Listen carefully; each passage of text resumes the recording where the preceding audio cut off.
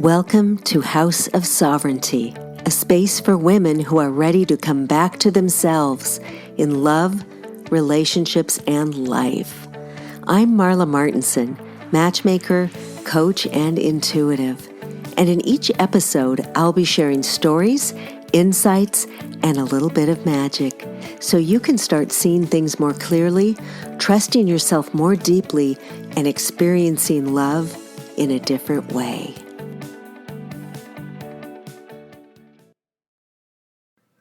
Welcome back to House of Sovereignty. This is episode 2, and I'm so happy that you're here. Today I'm going to talk about your relationship imprint, or as I like to say, coding.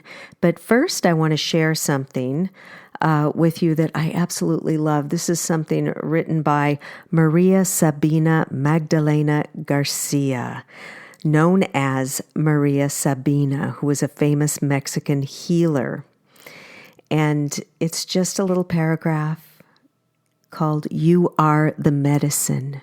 And she says, "Cure yourself with the light of the sun and the rays of the moon, with the sound of the river and the waterfall, with the swaying of the sea and the fluttering of birds.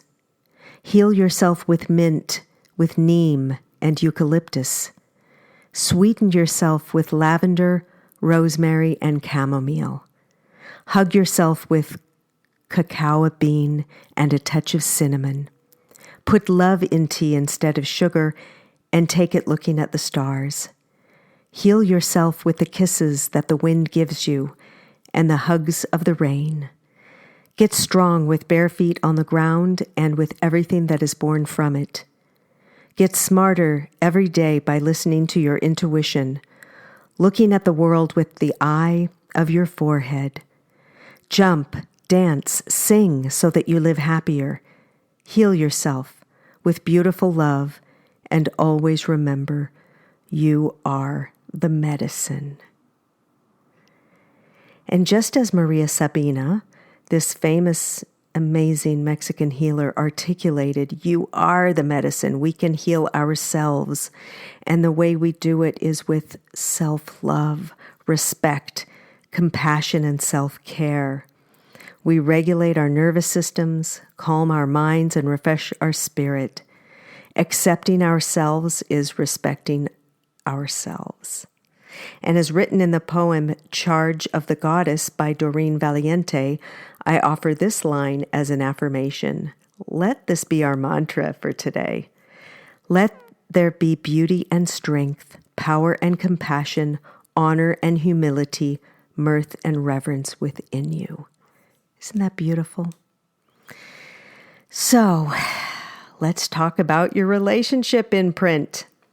Coming into it with that grounding and self-love and knowing that Maria Sabina so beautifully articulated. So, I have a hot take for you. Are you ready? A relationship isn't meant to save you. It's meant to grow you. I know this idea is counter to the prevailing myth in our culture that relationship will save you, and that myth may be deeply embedded in your operating system. So let's just spend a little time exploring this. So from fairy tales of being rescued from drudgery like Cinderella, or being awakened from slumber by the magic kiss like Sleeping Beauty, women have envisioned ourselves as damsels in distress to be rescued or heroes riding up on white horses. I used to think that when I was a little girl. I grew up in the 60s and 70s, and I used to dream of being a princess, or I grew up on these fairy tales and thinking, oh, Prince Charming, wouldn't that be wonderful if he rode up on that horse? But truth be told, real life isn't like the movies or fairy tales. Haven't you noticed how almost all of the movies end right before, the hard stuff begins? But society has told us that if we find the one, we won't ever have to feel lonely, sad, or rejected again. And that if we're single, by choice or by chance, there's something wrong with us. So we look for a relationship that will provide us with validation and approval. But that is a myth. Relationship won't prevent you from feeling any of the unpleasant emotions. The only person who can ease your feelings of loneliness, sadness, or rejection is you. The only person who can validate you and give you the approval you seek is you. And until you love and accept yourself, no one else's validation is going to stick. A healthy relationship is really all about loving yourself. Relationships remain on shaky ground when you require someone else to determine your worthiness. So I want to invite you to reframe relationship as a spiritual path. Relationships really are our biggest spiritual teacher. It's a teacher, and we are here on Earth School. So this spiritual path, it's about your personal transformation, embracing your expressing the truth. Because when we accept the truth, we can turn our love towards ourselves. We turn our love towards ourselves before we turn it towards others. Our relationships are teachers that help us become more whole, conscious beings. Relationship, what did I say? It's a schoolroom. Like the earth is this earth school. Relationship is a schoolroom for personal growth and spiritual development. Isn't it? Aren't relationships the thing that has kicked your butt the most, if you think about it? And our most intimate relationships give us the absolute best schoolroom for our growth. They bring out the best in us because we love so deeply, but they also bring out the worst in us because they cause us to bump up against our beliefs and our fears and our wounds.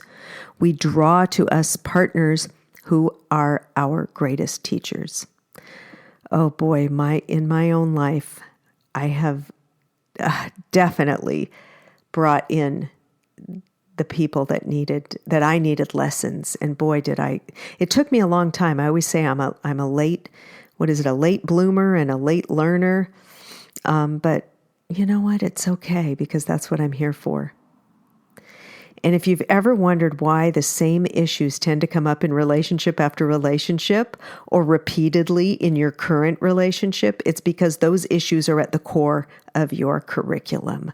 I had every single relationship I've had, and I've actually been married 3 times and lived with another man. So I've had 4 live-in relationships. Now, mind you, I am in my 60s and I started out early. And it's okay, It's the first one was a kind of a after high school eloping kind of a thing where I almost don't want to count it. It was a wild story, which I may share with you sometime.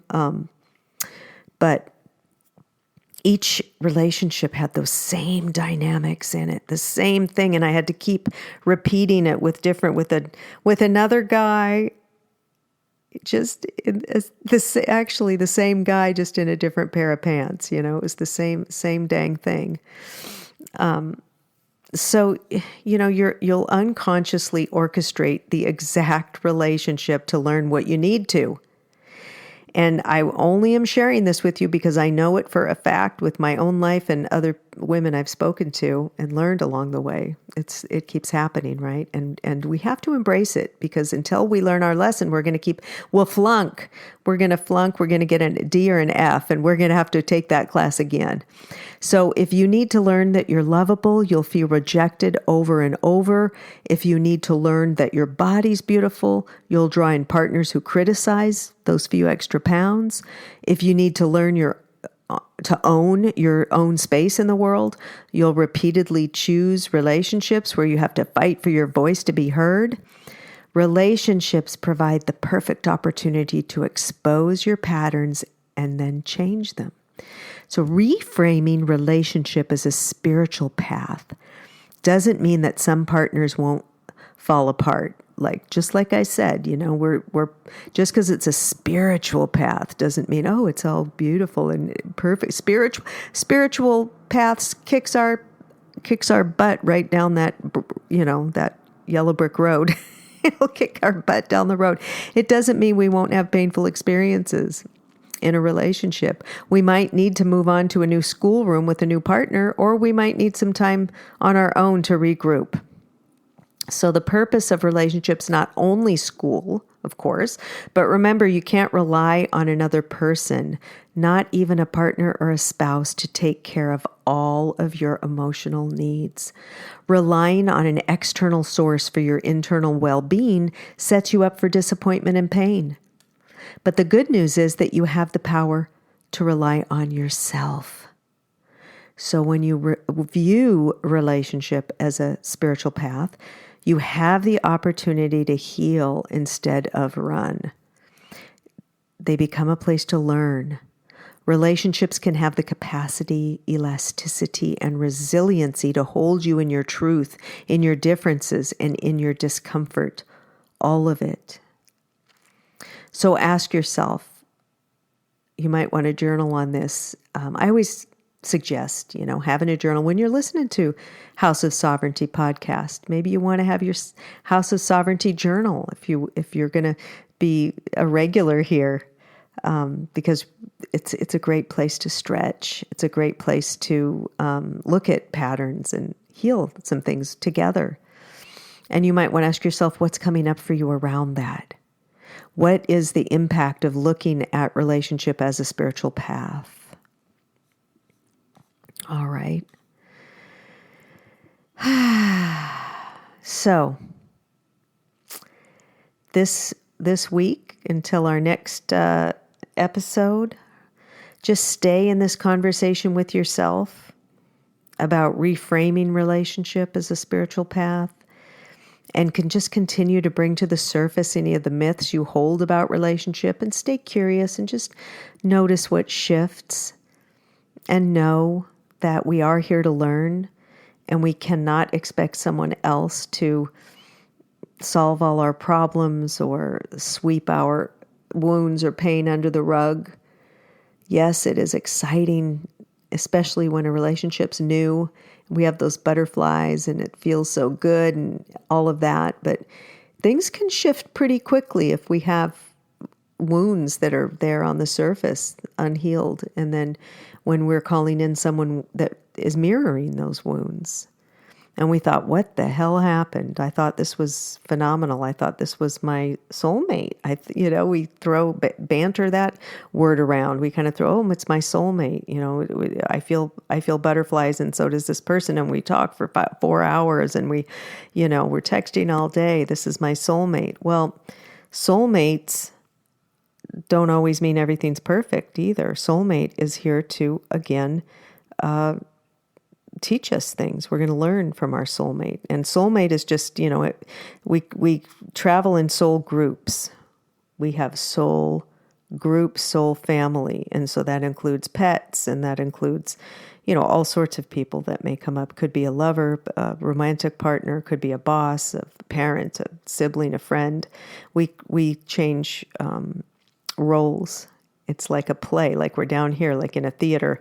The curtain opens, and who are you playing, in this lifetime? So when we know that as well, and when we can, embrace that, everyone has their own belief system, of course, but if that is something that you can, get on board with, it kind of makes things easier. It's like, okay, well, this is, we discussed in spirit, we discussed who's playing what role in this next incarnation down here when we kind of jump down into the body, right?